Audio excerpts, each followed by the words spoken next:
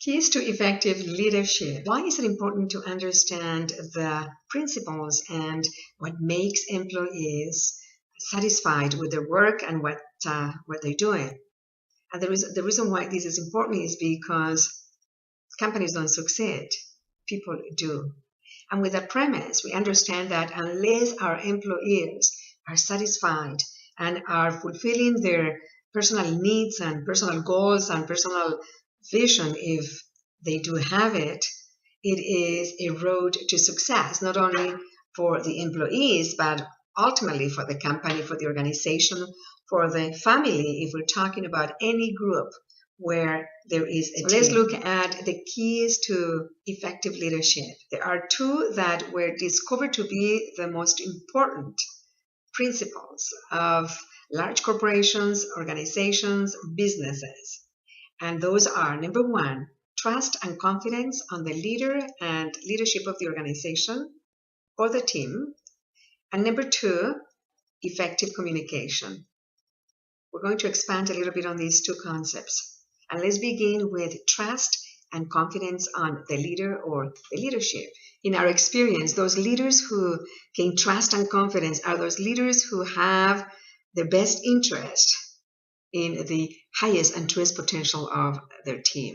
In other words, whatever they do, whatever they create, whatever they pursue, whatever they think about it is with the interest of the team in mind, or the interest of the objectives of the project in mind, not their own interests. When employees or when the team loses trust and confidence is when they discovered that the interests of the leader are their own interest. In other words, when the leader is thinking about him or herself to benefit him or himself in the long run.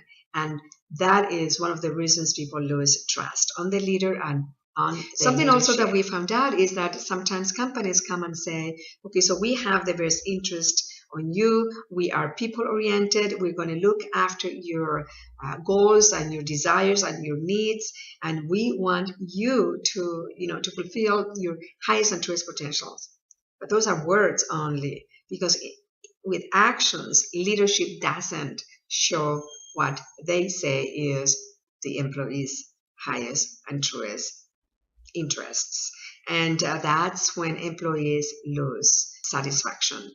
And of course, here's the question that leaders and leadership are asking, and it is, do we need to have the interest of our employees in mind, or do we need to have the interest of our stockholders, or do we need to have the interest of our board of directors or profit of ourselves? Who do we need to look after? And the answer is all of the above. Because, you see, we get results through people.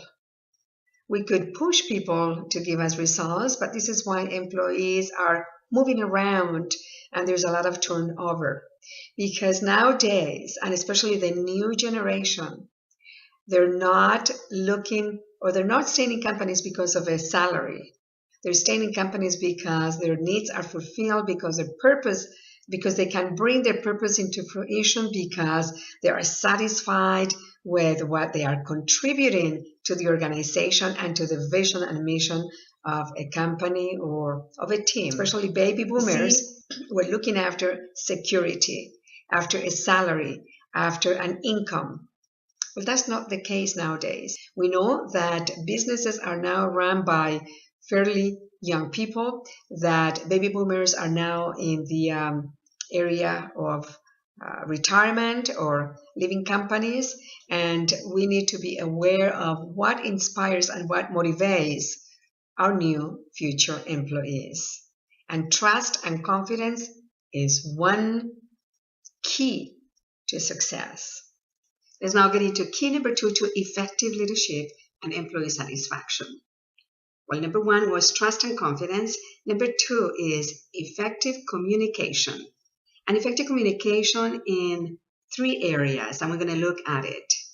Number 1, the ability to communicate the best business strategy for employees to fulfill the mission and vision and objectives of the organization. In other words, employees want to understand clearly what they need to do. What is it that it is important? What is the priority? How do we get there in a most productive, effective way? Number two, communication in the area of being able to present to the employees the goals and objectives and the vision of the organization. In other words, employees want to know, would prefer to know where the company is going. And if something is happening, if there are challenges, employees are ready to listen to them. Because one of the biggest values or the highest values of the new paradigm is growth and contribution.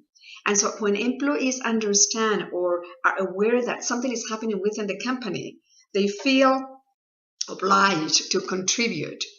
And what if we listen to the employees? What if they have ideas to revamp an organization? What if they have ideas, new possibilities that will help the organization change a direction or get into a new possibility, a new business? What if employees want to know what their vision is?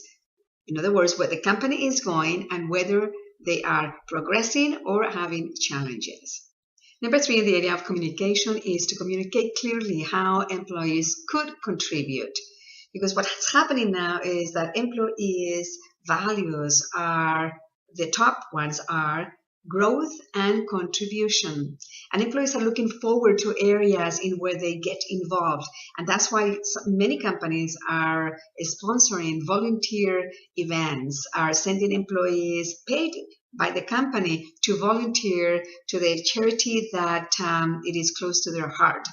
And companies understand that this new generation is about giving to the environment, giving to the less fortunate, given to wherever they feel they could contribute. And so when the leadership is aware of this and communicates the best ways for employees to do this, employee satisfaction increases, of course. So again, companies don't succeed, people do. And when we apply and when we practice the keys to effective leadership, which are number one, trust and confidence in the leader and leadership, and number two, effective communication, we can almost assure that companies will be successful. Because obviously our people feel successful.